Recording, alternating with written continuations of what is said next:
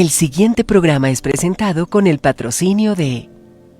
Si un detalle hermoso y perdurable quieres regalar, los diseños exclusivos de Verdades Eternas debes obsequiar.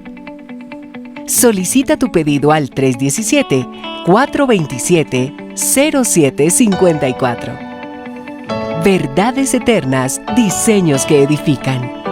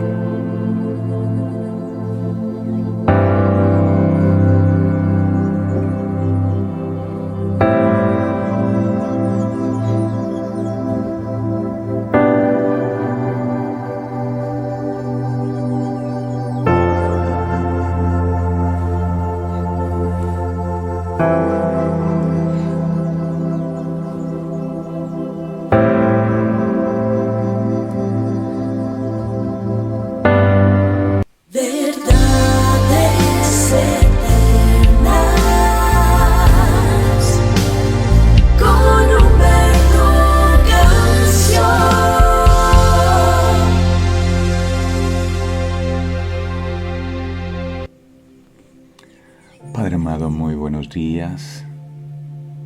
Gracias te damos con todo el corazón por permitirnos estar una vez más en tu presencia.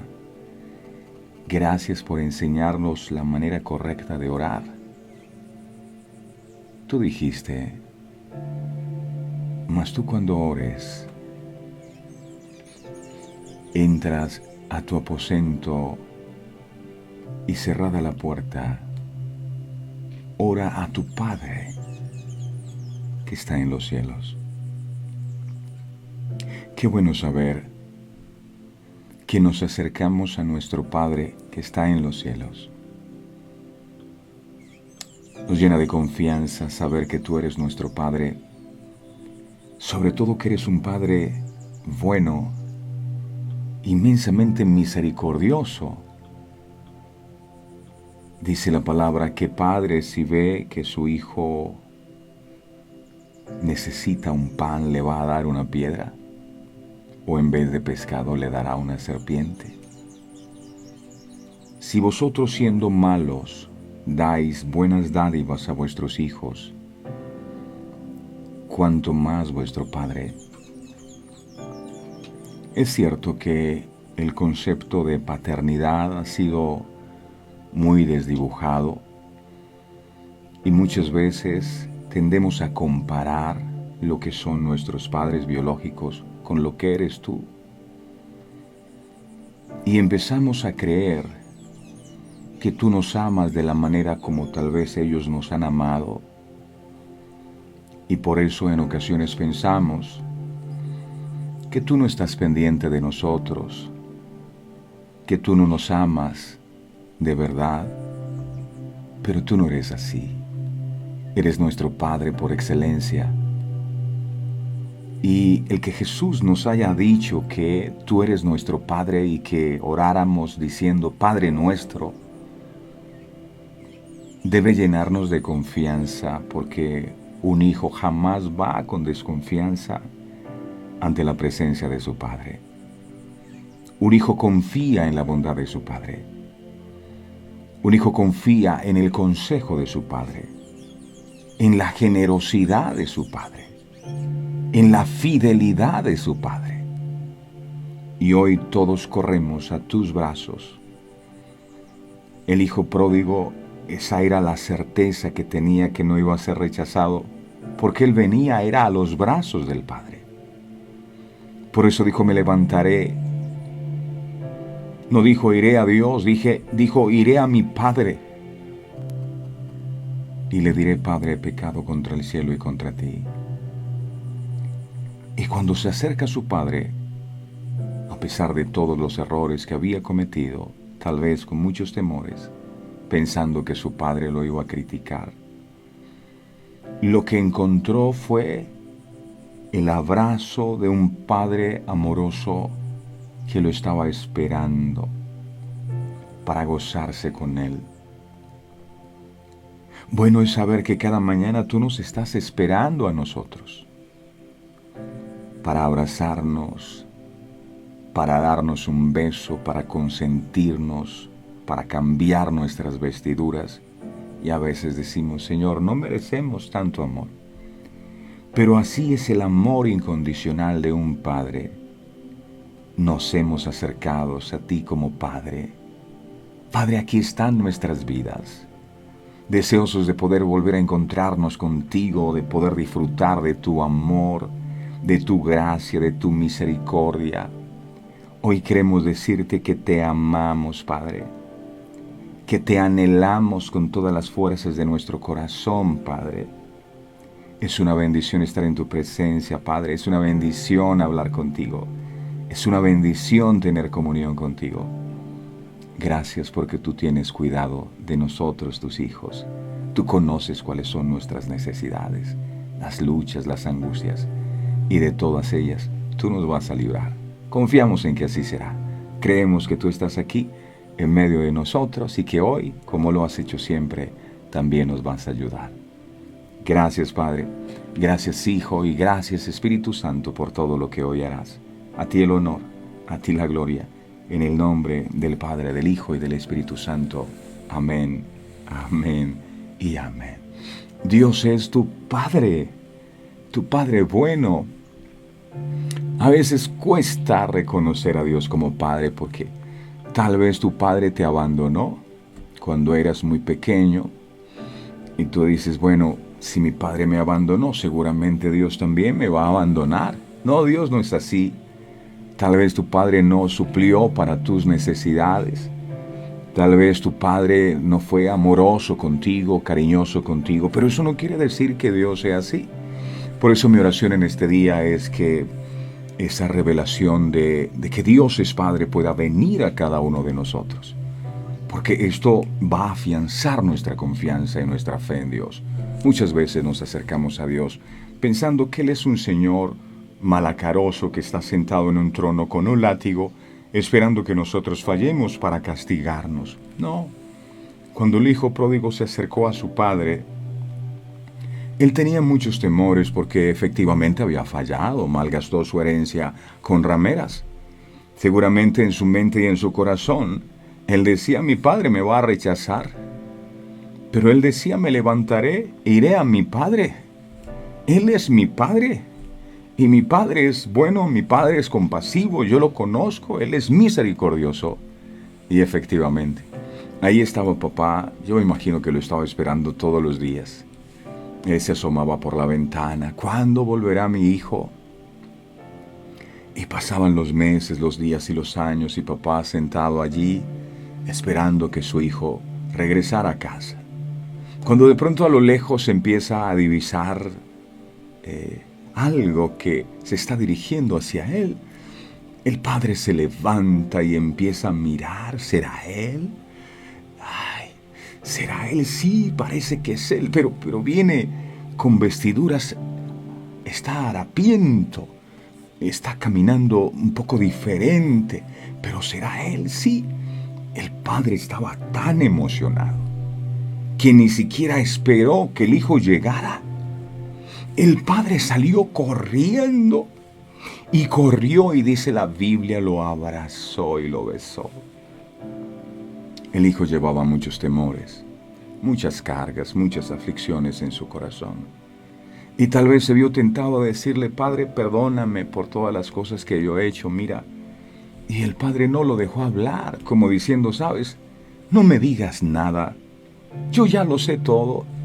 Pero yo he estado esperándote aquí. No es necesario que tú me digas lo que pasó, que no, ya el pasado es pasado. Yo quiero vivir un nuevo tiempo contigo. Quiero amarte. Quiero que sepas que a pesar de las equivocaciones que hayas cometido, hijo, yo te amo. ¿Cuándo vas a entender que yo te amo?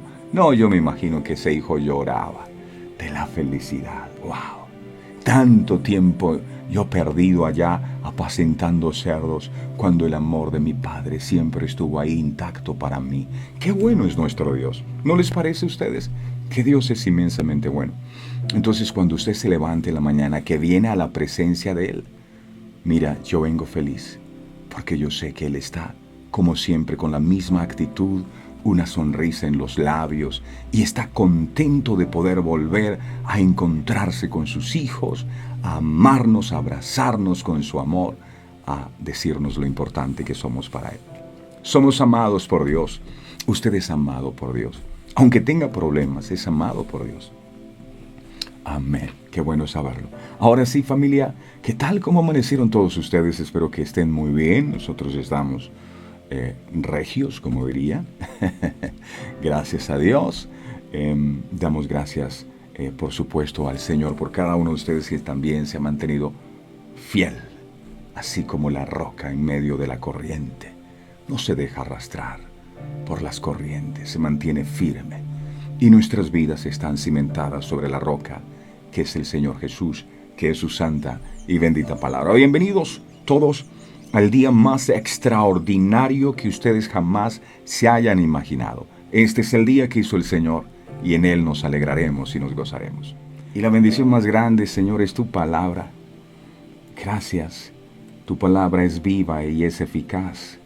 Tu palabra es más cortante que espada de doble filo y penetra hasta romper los tuétanos y las coyunturas. Que esta palabra ungida por tu Espíritu Santo penetre a lo profundo de nuestro ser. Mi amado, habla, que tu pueblo escucha. Gracias, Señor.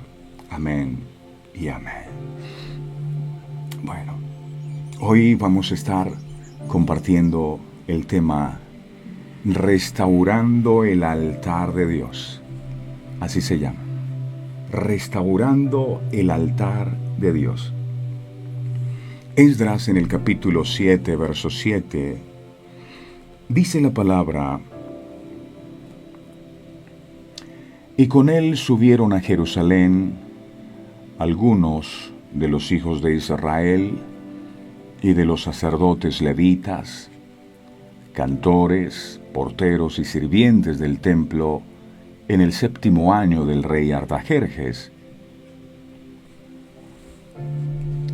Para comenzar, debemos preguntarnos quién era Esdras. Esdras era descendiente de Fines, que era nieto del sacerdote Aarón. Pertenecía, por lo tanto, a la línea de descendencia sacerdotal. Si hubiera habido un templo en Jerusalén, seguramente Esdras hubiera ejercido como sacerdote y probablemente como sumo sacerdote. Pero como sabemos, el templo había sido incendiado, había sido destruido cuando Nabucodonosor tomó posesión de estas tierras y llevó a Israel cautivo a Babilonia. Lo destruyó todo, incluyendo el templo donde se ofrecían sacrificios a Dios, donde se tenía comunión con Dios. Esdras, mientras estaba en Babilonia cautivo, porque primero vino un grupo, pero él se queda allí en Babilonia, él no había considerado oportuno regresar a Jerusalén con la primera delegación, pues en realidad no había en Jerusalén un lugar de servicio apropiado para él, y aparentemente él se encontraba sirviendo a aquellos que habían quedado en Babilonia.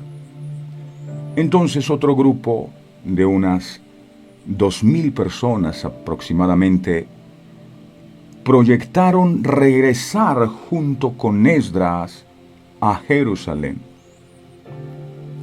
Pero para ese tiempo, el templo ya había sido restaurado, de manera que había un lugar donde Esdras podía ser útil, en el templo de Dios. Porque Esdras era un maestro de la palabra de Dios. En el libro de Ageo se habla de que algunos que llegaron de la cautividad empezaron a hermosear sus casas y descuidaron el templo del Señor, y por eso, aunque ellos intentaban prosperar por todos los medios, no prosperaban. Y el Señor les dijo: ustedes lo que tienen que hacer es poner sus prioridades en orden, es decir, suban al monte, traigan madera y reedifiquen la casa. Ellos empezaron a edificar sus casas, cambiaron las prioridades.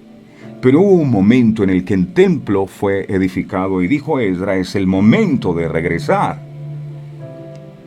Cuando nosotros analizamos las personas de las cuales se rodea Esdras, encontramos allí Esdras venía con sacerdotes, venía con levitas, Esdras venía con porteros, Esdras venía con cantores, con sirvientes del templo. Cuando uno ve este grupo de personas con las que se rodea Esdras, uno puede darse cuenta que Esdras tenía muy claro su propósito. Esdras sabía a qué iba a Jerusalén. La visión de Esdras era restablecer el culto del templo que había sido reedificado. Ojo, ellos ya habían edificado el templo, pero no se hacía culto a Dios en aquel lugar. No había sacerdotes, no había levitas, no había nadie que hiciera los servicios del templo. O sea, tenían un templo sin uso. Y encuentro algo. No solamente se puede, sino que también se debe restablecer el culto verdadero a Dios bajo este nuevo pacto y generación. Es interesante que Esdras no se desplazó a Jerusalén hasta que supo que el altar había sido reedificado. Esdras sabía que sin la presencia de Dios no tenía sentido volver a su patria. El altar fue reedificado en el sitio exacto en el que siempre había estado. El término que se usa es reedificar, no edificar, sino reedificar. Se hizo en el lugar donde siempre había estado el templo. Y luego, gracias a la gestión de Esdras, se volvieron a ofrecer sacrificios y ofrendas al Dios Todopoderoso. La gran lección detrás de todo es: todo comienza con el altar. Lo voy a repetir. Todo comienza con el altar. Cuando David le comisionan que sea el gobernador de todas las tribus de Israel,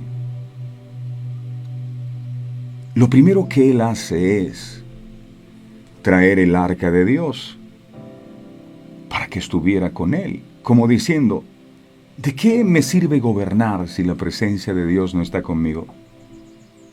Y así deberíamos hacer todos nosotros. Vamos a pensar en el matrimonio. Antes de pensar en los invitados en la boda y en la luna de miel, deberíamos pensar en que el arca o la presencia de Dios puede estar morando en nuestra vida, en nuestro hogar, en nuestra casa, en nuestra familia. Antes de emprender un negocio, antes de emprender un sueño, un proyecto en su vida, lo primero debería ser el altar. Todo comienza con el altar. ¿Por qué con el altar? Porque el altar es el símbolo de la presencia de Dios. El altar es el lugar del encuentro con Dios. El altar es el lugar de la intimidad y comunión con nuestro Señor Jesucristo. Un lugar donde no hay altar. No se ofrecen sacrificios a Dios. No está la presencia de Dios. Ahora imaginemos, la Biblia dice que nuestro cuerpo es el templo donde mora el Espíritu Santo, un templo. Si nuestro cuerpo es un templo, también debería haber un altar, a través del cual nosotros pudiéramos tener una conexión con nuestro Padre Celestial. Algunos no tienen ni templo, ni tienen altar. Su cuerpo no es el templo donde mora el Espíritu Santo de Dios, sino las cosas del mundo. Edificar el altar de tu vida. ¿Qué significa? Edificar el altar de tu vida significa volver a relacionarte con Dios. Cuando la Biblia habla de reedificar el templo, no está hablando de un lugar físico. Cuando la Biblia habla de reedificar el altar, está hablando de volver a relacionarse con Dios. Usted dirá, no, pero yo oro. ¿Será que la oración que uno hace cuando va a comer, Señor, te doy gracias por estos alimentos, es una profunda comunión con Dios? Sí, tú puedes ofrecer algunos sacrificios en tu altar, pero los estás haciendo a la manera de Dios. Altar es volver a relacionarte con Dios y es lo que Dios está gritando en lo profundo de su corazón. No como una práctica o ritual religioso. La relación que muchos tienen con Dios es que pasan por el cementerio y se persignan. ¿Qué tipo de relación es esa? No es un ritual religioso, sino es como la relación de un hijo con su padre. Un hijo que habla con su papá. Y no estoy hablando de los dioses de yeso, porque si usted se pone a hablar con una escultura de yeso, pues no le va a responder nada. Porque aunque tienen bocas no pueden hablar. Estoy hablando de una relación con el Dios vivo, creador de los cielos y de la tierra, no con un yeso. Tener una relación con Él, y lo decíamos al comienzo, es como ir a los brazos de tu Padre. Entonces cuando llegas a la presencia de tu Padre, tú le preguntas cosas a tu papá. Tu papá te escucha. Entonces el altar es relación, no religión. El altar es relación, no religión. La gente a veces hace la fácil, se queda con su religión. No, yo soy de tal religión.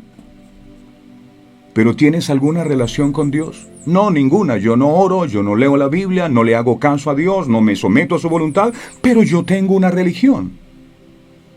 ¿Será que tu religión te va a salvar?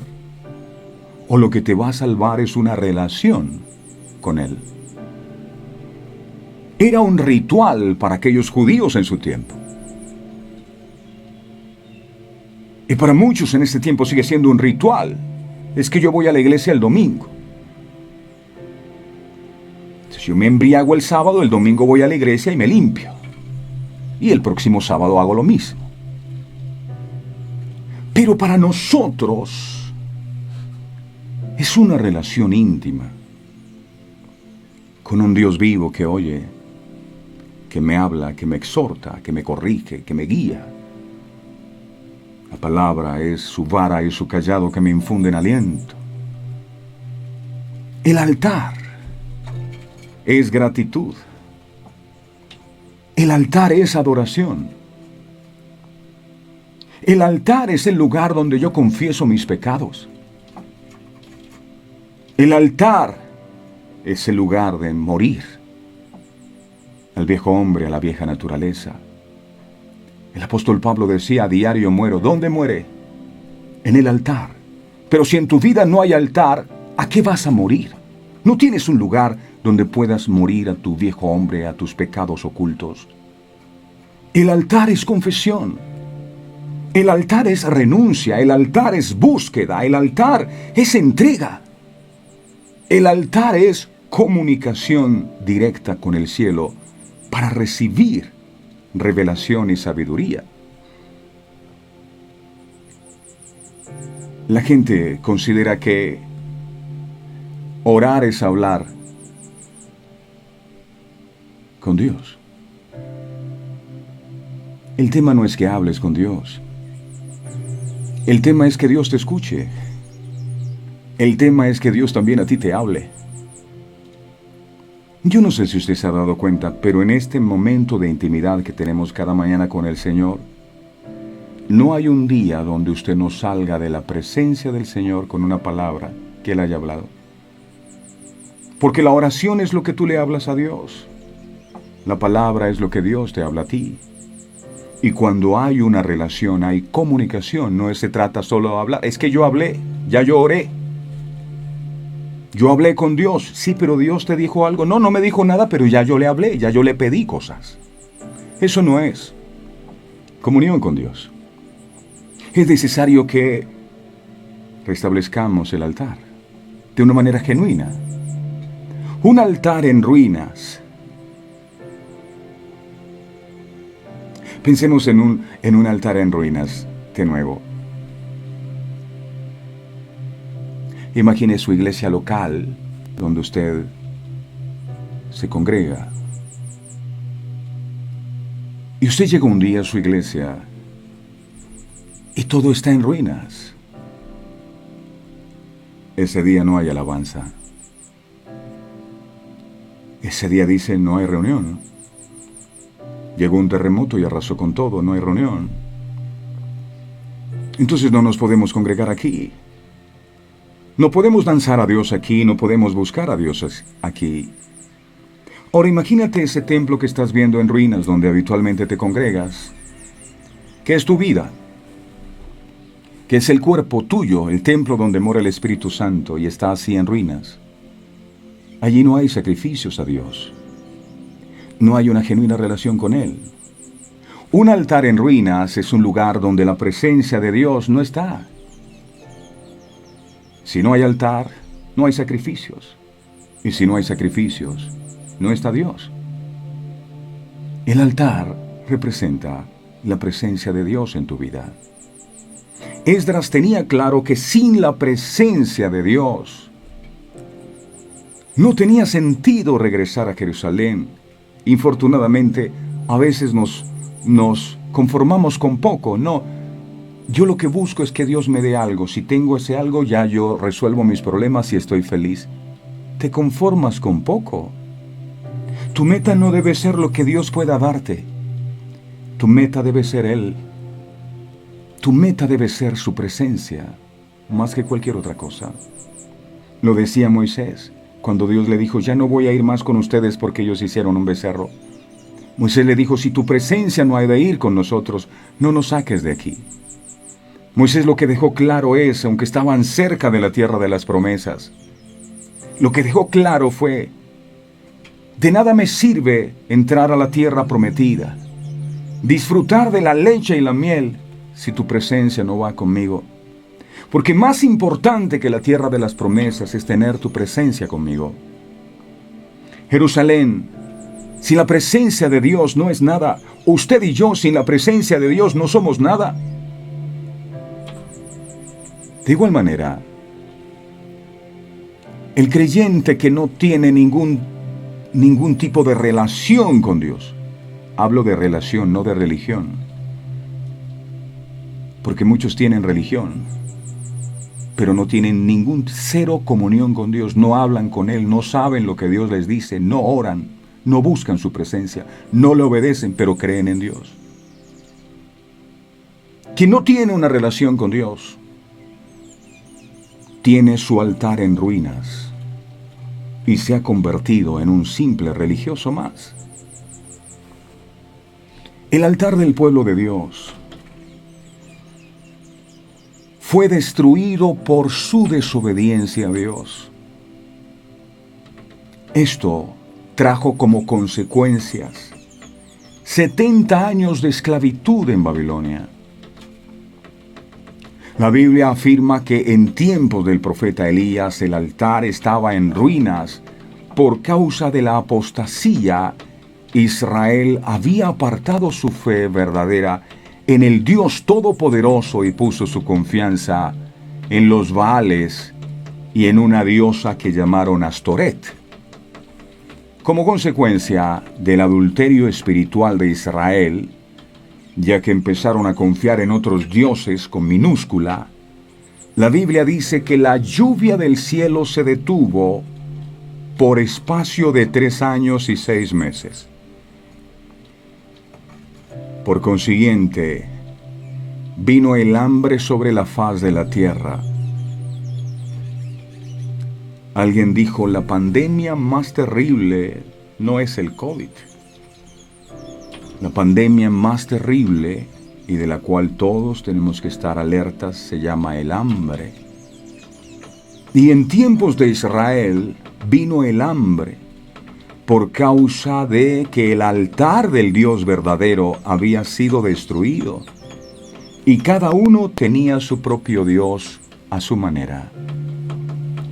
Sin embargo, cuando el tiempo del juicio aleccionador pasó, Dios le dice al profeta Elías que vaya y se presente ante el rey Acab, que él iba a hacer llover nuevamente. 3 años y 6 meses sin llover. La tierra no producía fruto, no había alimento. ¿Se acuerdan de la viuda de Sarepta? La viuda de Sarepta estaba en ese tiempo de crisis. Y ella aquella mañana había salido a comerse un poquito de aceite y un poquito de harina que tenía. Ella dijo, esto es lo último que tengo, nos los comemos, hijo, y nos vamos a morir. O sea, la situación económica de la tierra era difícil por causa de que Dios es malo, por causa de la idolatría en el corazón de las personas, por causa de los altares derrumbados. Primera de Reyes, capítulo 18, versos del 1 al 2, dice la Biblia. Primera de Reyes 18, del 1 al 2, dice la Biblia. Pasados muchos días, vino palabra de Jehová a Elías en el 3er año, diciendo, ve, muéstrate a Acab, y yo haré llover sobre la faz de la tierra. Verso 2. Fue pues Elías a mostrarse a Acab, que era el rey, y el hambre, dice la palabra de Dios, era grave en Samaria. Hambre.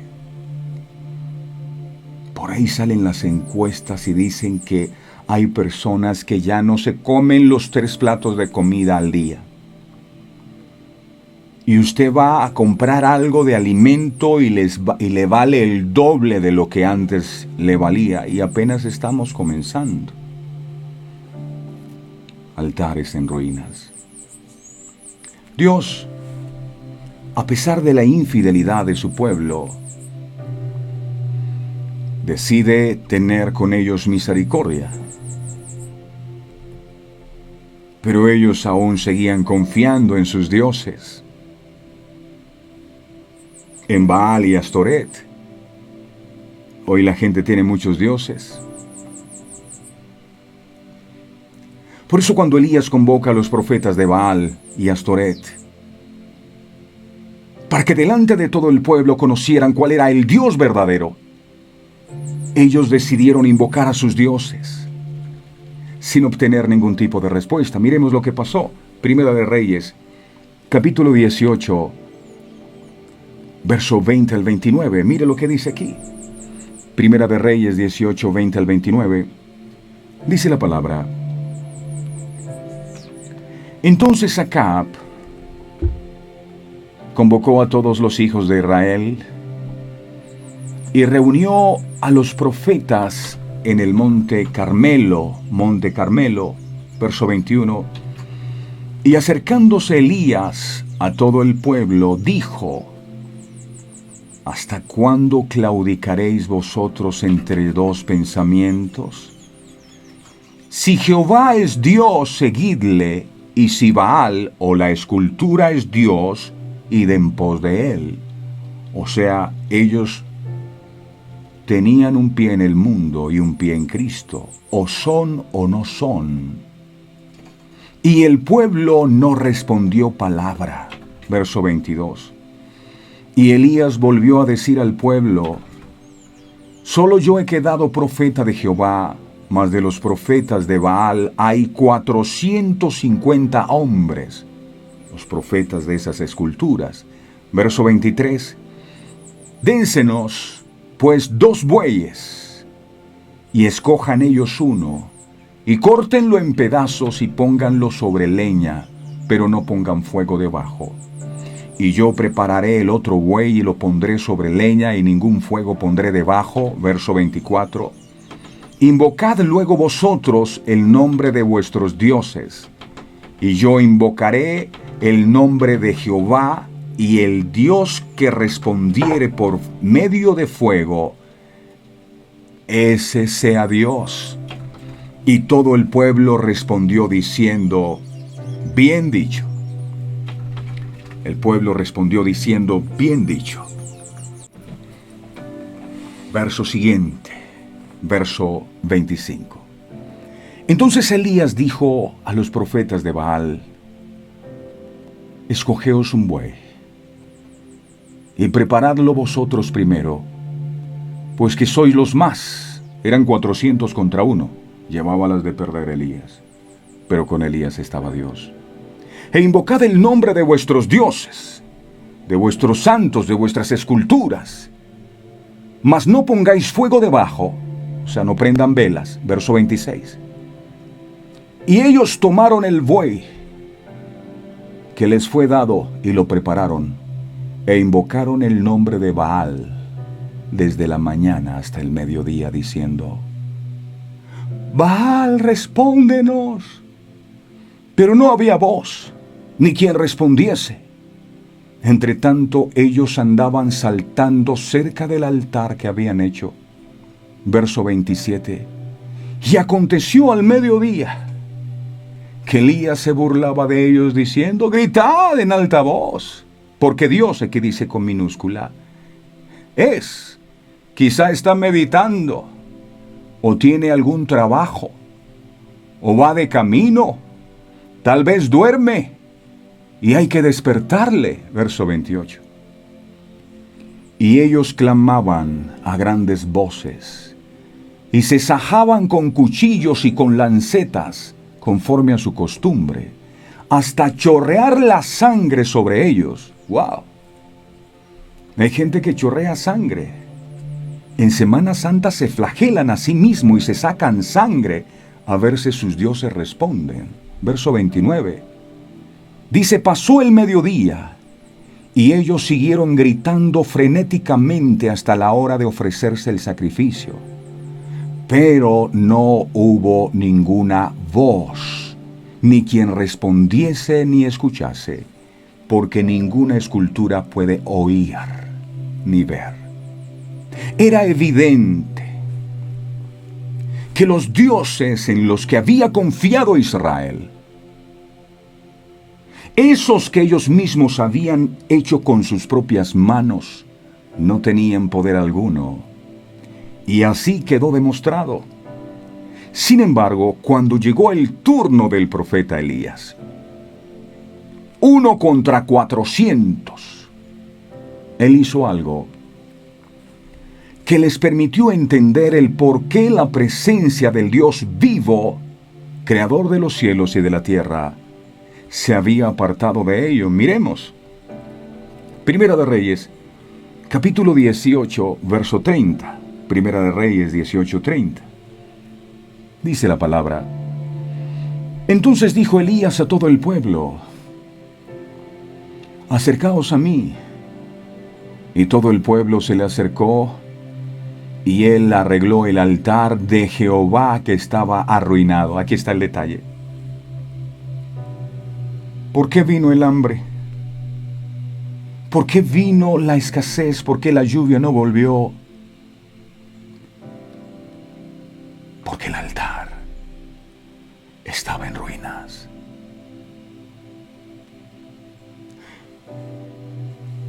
Note que el primer paso que Elías da para ver una poderosa respuesta de parte de Dios, como tal vez usted ha estado por años esperando una respuesta de parte de Dios. Lo primero que Elías hace, y es lo primero que deberíamos hacer nosotros, es reparar el altar de Dios que estaba en ruinas. Porque en un altar en ruinas, la presencia de Dios no está. Una persona que tiene su altar en ruinas no busca a Dios, no ama a Dios, no tiene intimidad con Dios.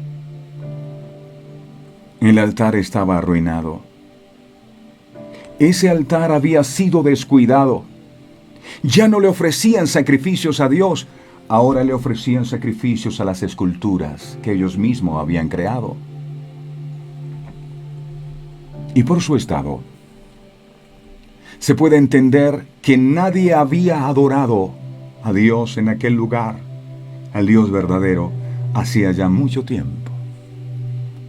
Lo primero que Elías hace no es pedir, porque cuando uno le hablan de oración, de una Señor, yo te pido que hagas un milagro, oración es pedir. ¿Quién dijo eso? Oración es comunión. Dios me habla, yo le hablo, Él me dice que haga, yo hago. Elías no empieza a pedir, porque la gente dice, pero es que yo oro.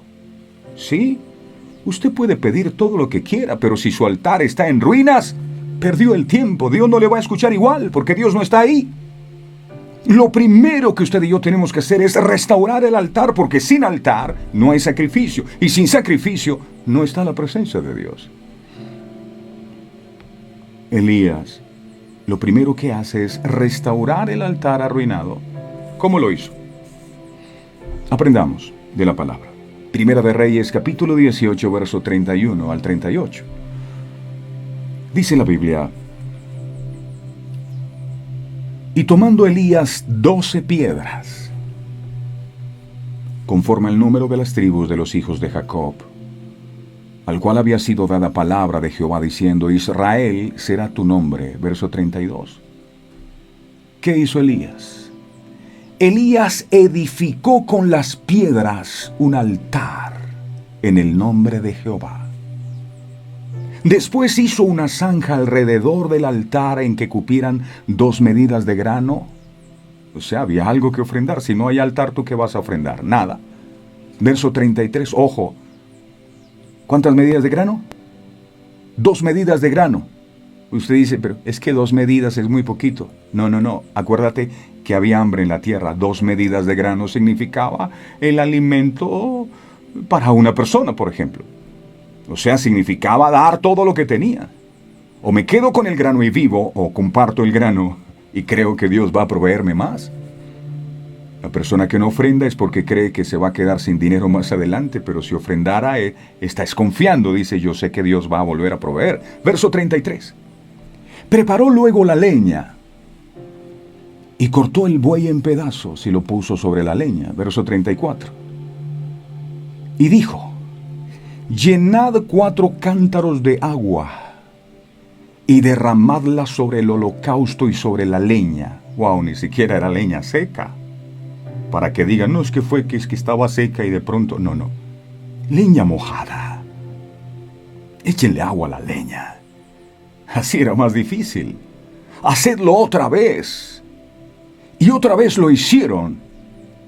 Y dijo aún, hacedlo la tercera vez, échenle más agua a esto. Verso 35.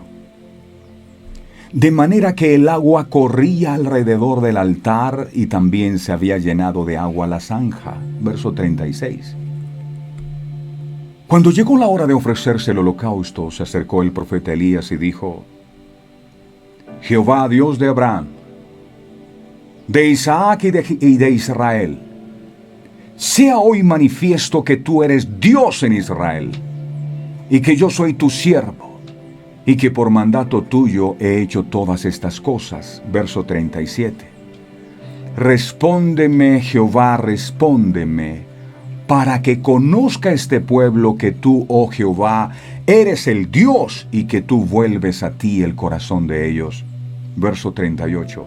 Entonces cayó fuego del cielo y consumió el holocausto y la leña y las piedras y el polvo y aún lamió el agua que estaba en la zanja. Lamió el agua que estaba en la zanja. Todo esto que nos enseña, si cuando oras, Dios no responde, entonces revisa a qué Dios estás orando.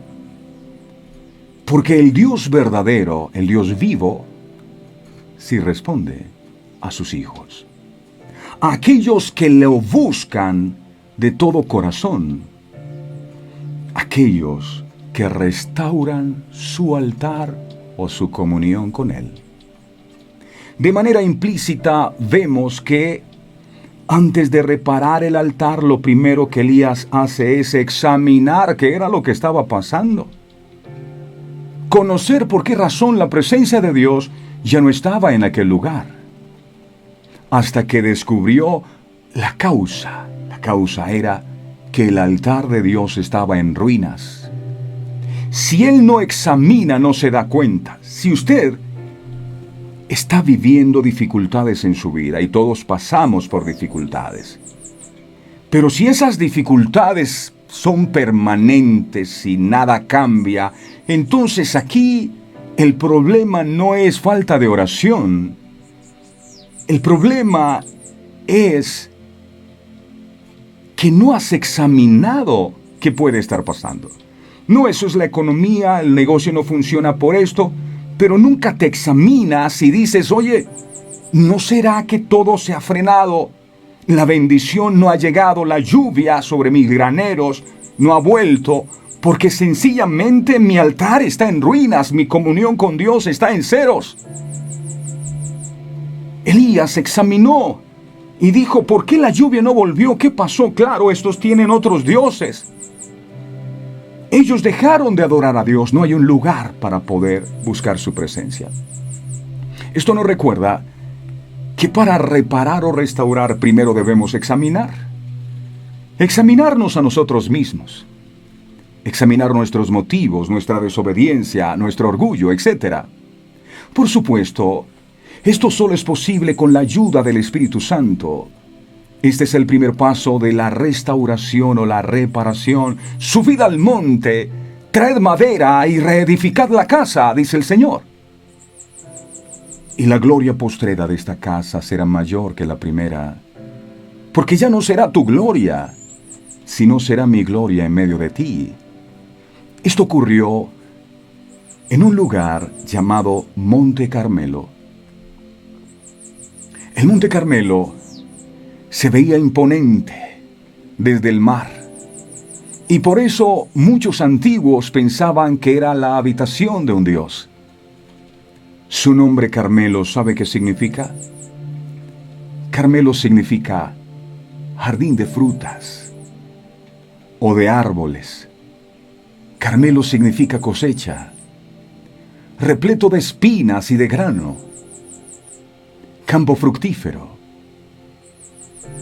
Este nombre nos permite sacar una conclusión. Aquí, en medio de tierra fructífera, estaba un altar a Dios, pero el altar estaba arruinado. Entonces,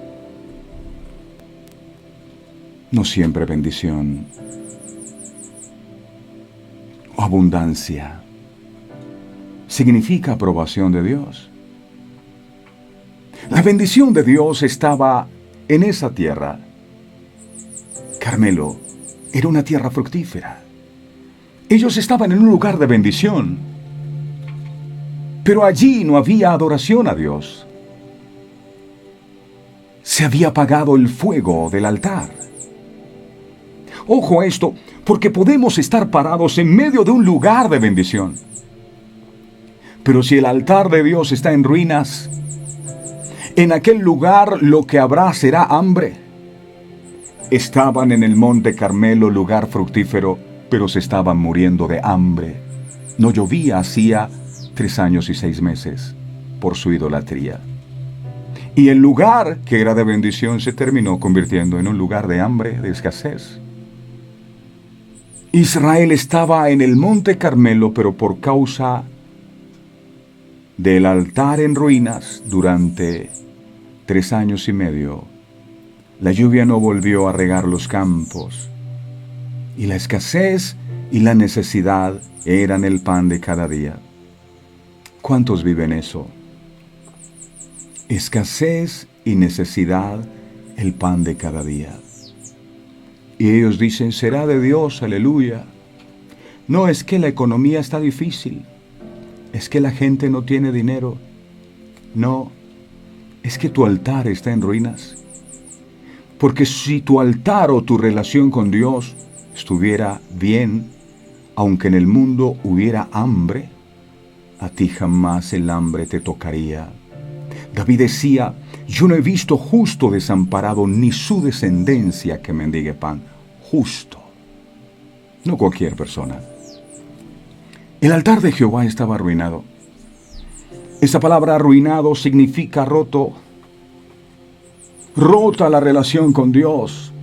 Cero comunión con Él. En pedazos, desbaratado. Este altar estaba descuidado, estaba abandonado, llevaba años sin ser utilizados. Hay personas que llevan años sin ni siquiera mirar la Biblia. La Biblia nos dice que Elías arregló el altar. Pero antes de hacerlo llamó al pueblo. Él estaba dando un mensaje para todo Israel. Es necesario restaurar la comunión con el Dios verdadero. Ellos creían que adorando a sus esculturas estaban adorando a Dios. Podemos ver también que Elías estaba confiado en el poder de Dios. El contexto del pasaje de hoy nos relata que el fuego de Dios descendió. Señor, que este pueblo sepa que por mandato tuyo he hecho todas estas cosas. Y aunque había agua en el altar, el fuego descendió y lo consumió todo. Todo el holocausto. Dice que hasta las piedras y hasta lamió el polvo. ¡Wow! Elías sabía que Dios no lo dejaría en vergüenza. Ellos eran 400, él era uno. Pero él venció porque Dios estaba con él, el Dios verdadero. Es interesante que en este contexto de idolatría, la respuesta de Dios sea mediante el fuego. Es el fuego del Espíritu Santo el que derriba la idolatría en el corazón del hombre, porque hay gente que le hablan de idolatría y antes se ponen bravos y dicen, no me gusta este programa porque es que me hablan de mis ídolos y yo creo en mis ídolos. En un corazón lleno de Dios, avivado por el fuego del Espíritu Santo, no hay lugar para otros ídolos, no. El texto nos dice que Elías tomó 12 piedras, conforme a las 12 tribus de Israel, los 12 hijos de Jacob, que nos hablan de qué, nos hablan de familia. Restauró la familia. Podemos ver esta gran familia de Dios. Ya no estaba buscando a Dios. Ya Israel no estaba representado en el altar. La familia sacerdotal ya no estaba en el altar. ¿Cómo está tu familia? Elías toma 12 piedras para edificar el altar. Y cada piedra representa un hijo de Jacob. El llamado de Dios es que también tus hijos puedan estar en el altar. No, es que a ellos no les gusta eso. Necesitan estar en el altar.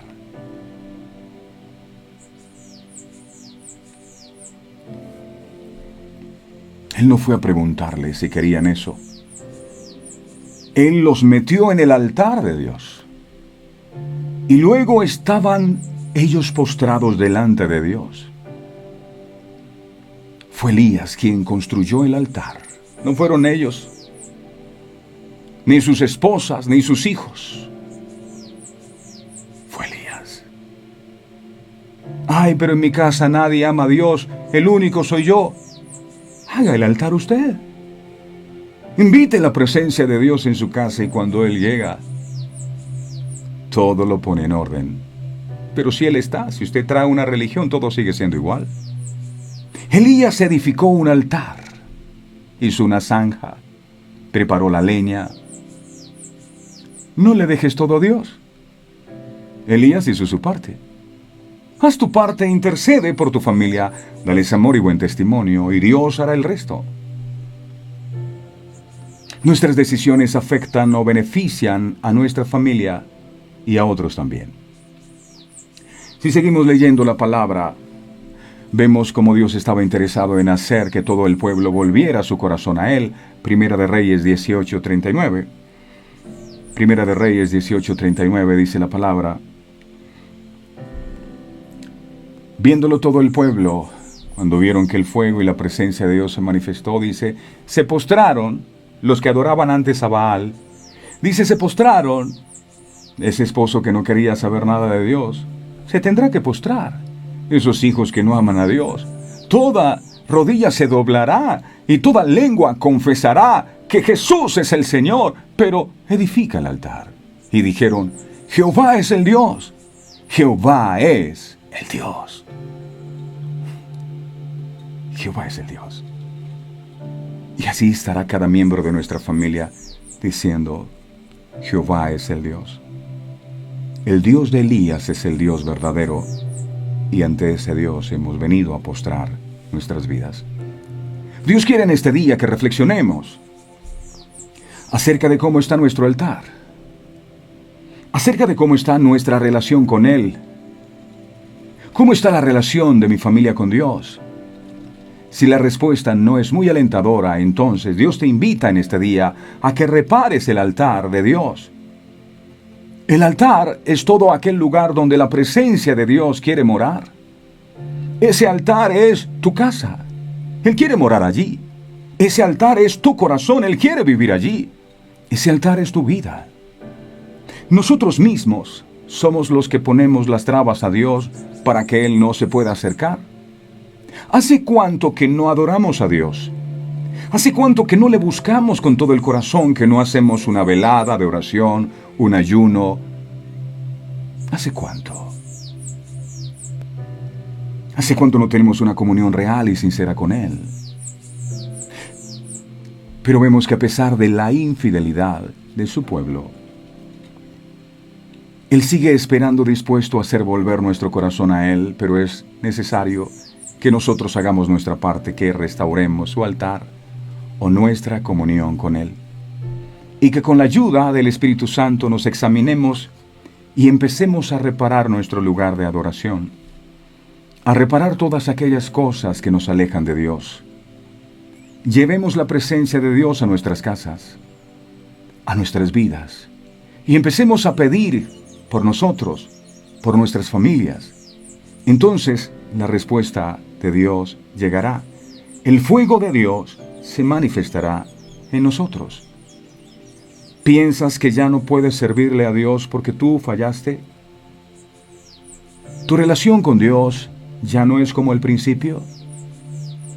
Dios nos ha llamado para edificarnos, pero en ocasiones pasamos por fuertes procesos en los que parece que nuestra relación con Dios queda en ruinas. Pero en Dios siempre hay una nueva oportunidad. Déjame decirte, de parte de Dios hay una nueva oportunidad para ti. El altar del antiguo pacto representa el lugar de encuentro con Dios. Era el tabernáculo de reunión, el lugar de adoración y entrega de ofrenda. Pero en el nuevo pacto el altar no es un lugar físico, no está en Jerusalén, está en tu corazón. Y hoy Dios nos llama a restaurar el altar, a restaurar nuestra relación con Él. Es tiempo, iglesia, de edificar altar de adoración, de edificar el altar de la palabra, el altar del servicio, el altar de la manifestación del poder de Dios. Hablar de restaurar el altar es hablar de darle a Dios su lugar en nuestra vida. Dios quiere manifestar su gloria en cada uno de nosotros, en nuestra familia. Busquemos su presencia y si la hemos descuidado, volvámonos a Dios. Él tiene poder para restaurar todas las cosas. Presenta a tu familia ante el altar de Dios en oración y confía en el Señor. Él es poderoso para hacer un milagro. ¿Lo puedes creer? Termino con esto. De nada sirve tener una religión si con Dios no tienes una relación. El enemigo te ha mentido cuando te dijo que si tienes religión, ya no necesitas más.